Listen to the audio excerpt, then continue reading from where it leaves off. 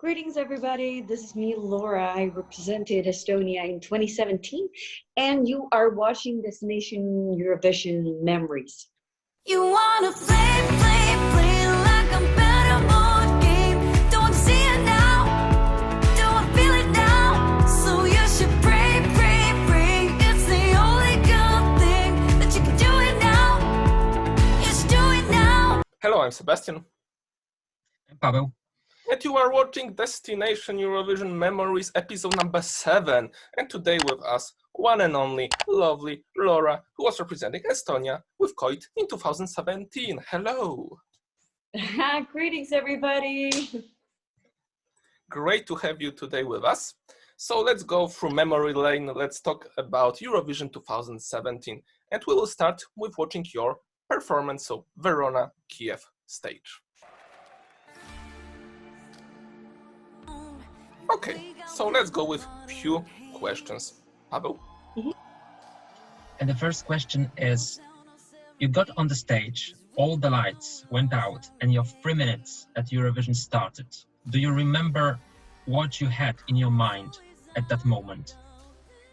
Oh yeah, I do remember that because one of my, I think it's one of my greatest assets, and on the other side, one of my negative sides is it's very difficult for me to remember lyrics, as I do a lot of free improvisation. So it's kind of like during that kind of music, you can invent lyrics on the spot.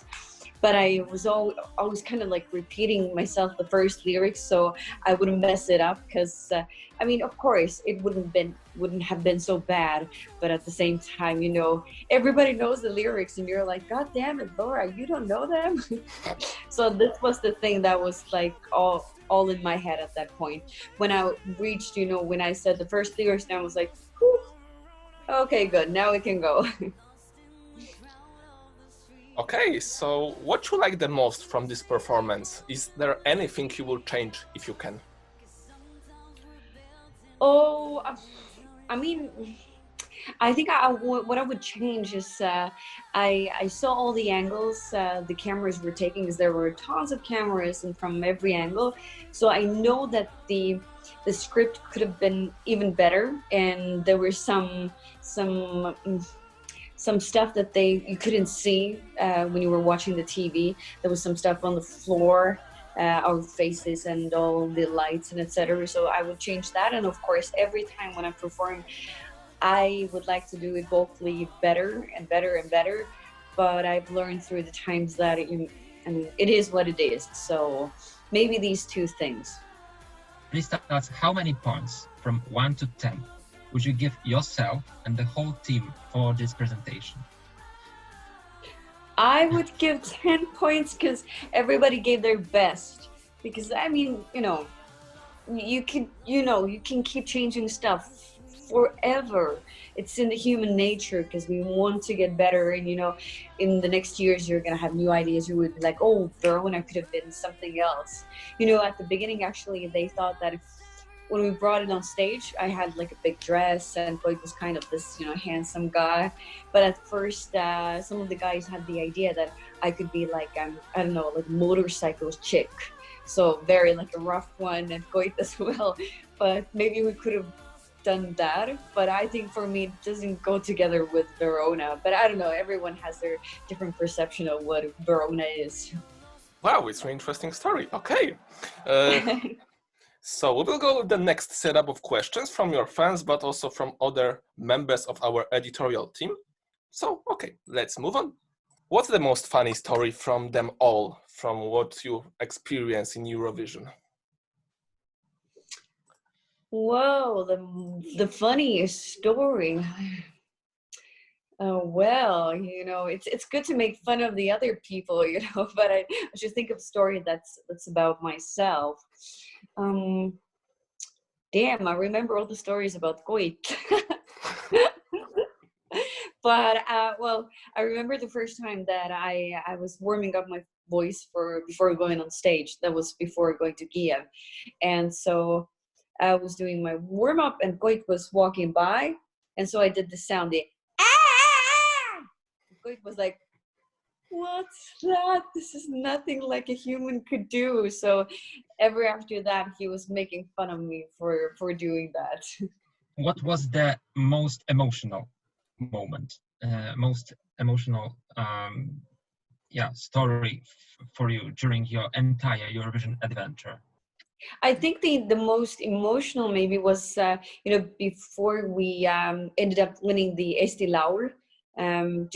During that time, I had 2 viruses, so I was taking antibiotics, and this has never happened to me before. That I was really like losing my voice. It's just like if you put a lot of pressure to the vocal cords, you could get something out of there. But I was, it was just 2 days before the Eesti Laul finals, and I was like nothing coming out.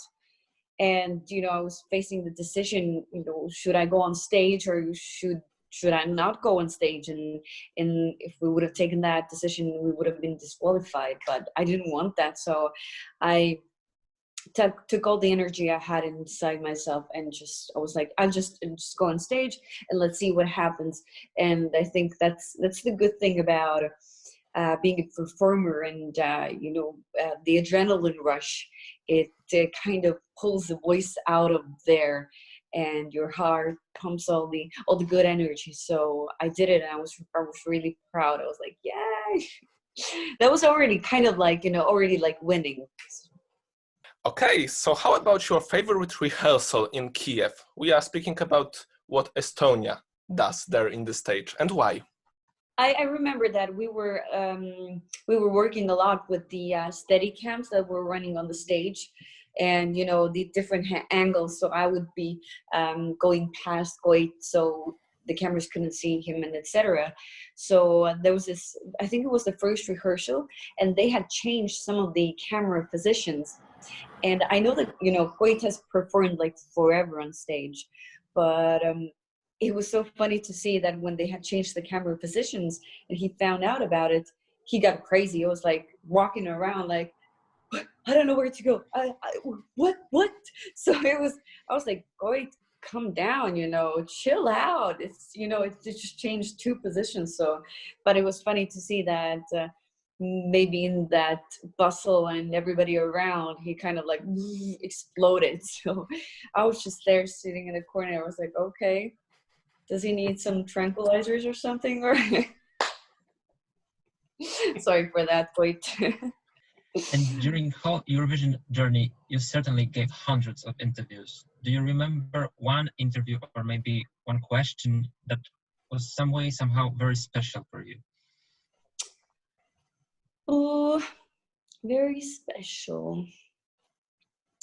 Well, I think the question, what is Verona and what does the song talk about? It was a special question because everybody asked it, and we were asked it a million times, and every time the story was different. So it was quite special. I was like, ooh.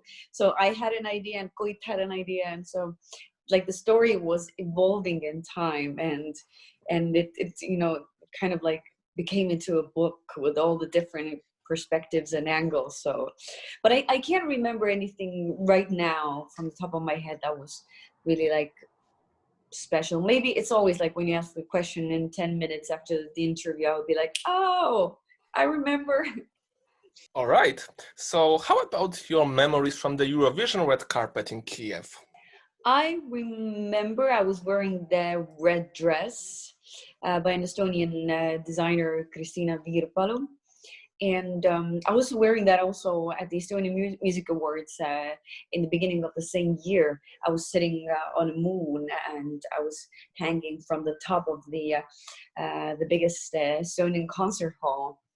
And I remember that the girl from Iceland, I can't remember her name. She also had a lot of really nice dresses. So I was kind of checking out her style, and we were sharing our style tips. So this is what I remember the most. And the snacks were really good. Okay, we all know very well that Eurovision is a huge event, a huge television show watched by millions of people around the world, and that's why all the elements must be matched. everything must be perfect. And what were your first impressions, your first thoughts when you came to Kiev, came to arena, saw the scene, saw the backstage? How does all this look from the artist's perspective, from your perspective? How did you feel at that time? I felt really amazing, and I could see that Ukraine had developed a lot during the times, because I was there representing Estonia in 2005, so I could really tell the difference. The arena they had in 2005 was a bit of like a smaller arena, like a sports arena, and it was more something similar to Soviet times that we have here, also these buildings in Estonia and Tallinn. But the scene was amazing, and to hear the crowd and yeah, the backstage. There's a funny story that I always have this thing that before going on stage, I have to go to the bathroom. I don't have to.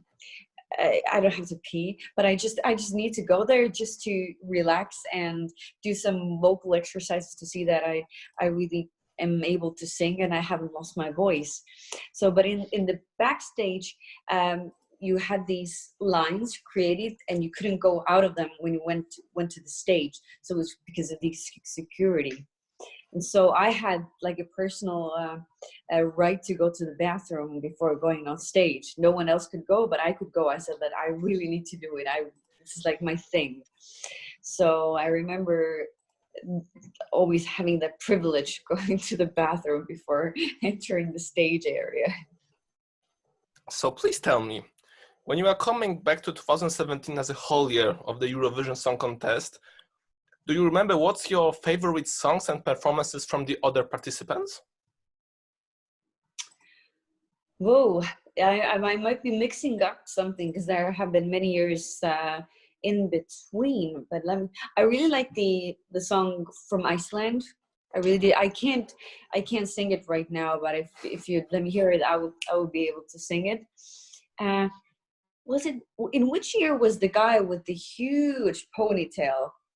From yours, Montenegro. Was it? Yeah. Yeah.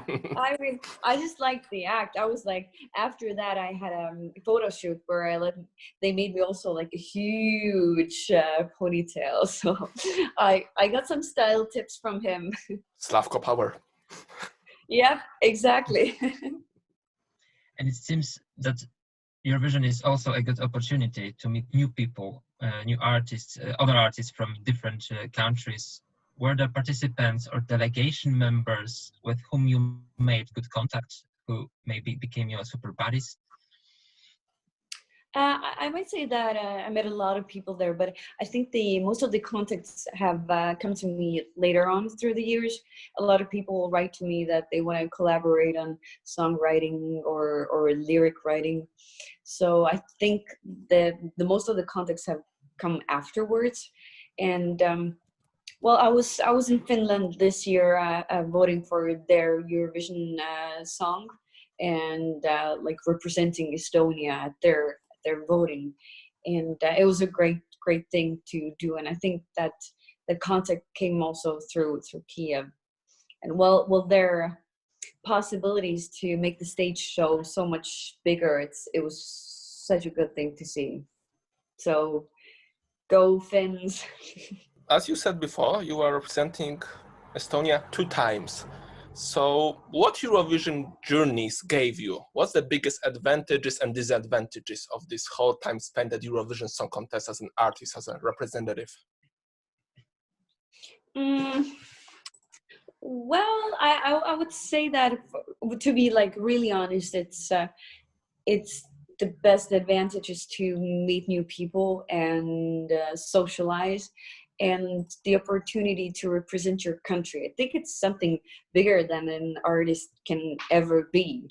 But like collaboration wise, I think Eurovision it's like a great gathering of people. It's not about, getting a record deal or, going to play now in Poland or in Germany or in Finland, because the cultures are so different in Europe, and this is what we really need to be happy about, because every country has their own pop music.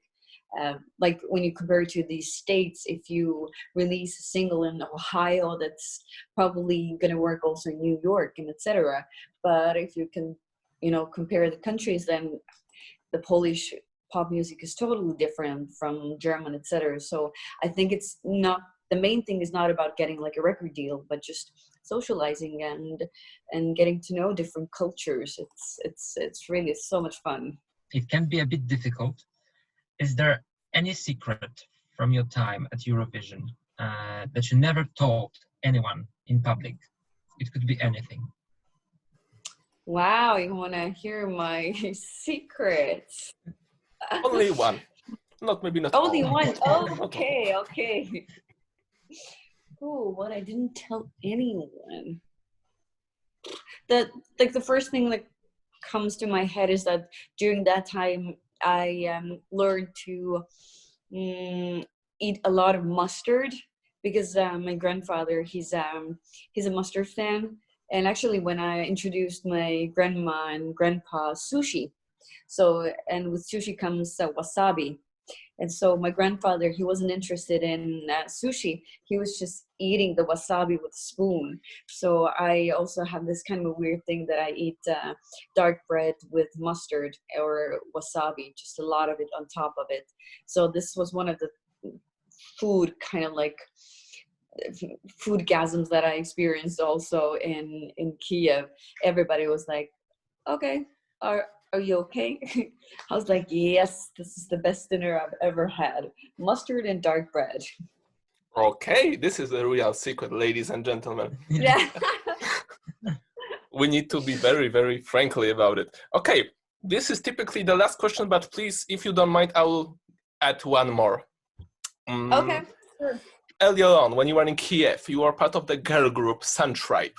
So if you were taking this into consideration, what's the biggest changes from your perspective about this performance from 2005 and this from 2017? What's the biggest thing which you think from the experience, from the point of view, make this both stand out? Well, I would say that in 2005, I actually took part in the Eesti Laul, or at that time was the Estonian Eurovision song. I took part with 2 songs. And the second one was my solo song, Moonwalk.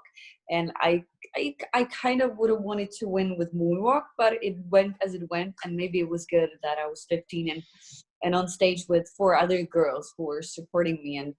But I mean, Sun Tribe, and that song was just about having fun. It wasn't so much about how you're going to do vocally. I mean, you just half of the time had to scream, let's get loud. So, and be like hyper energetic all the time. So, but that was a good experience for me because at that time I was used to singing ballads and jazzy stuff on stage and just to get this craziness out of me.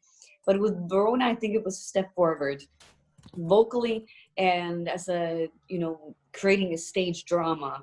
So I'm kind of feeling that, but I don't know my future, I'm not a fortune teller, but I'm kind of like hoping that the next time I would be on stage alone without Koit. But I love him, but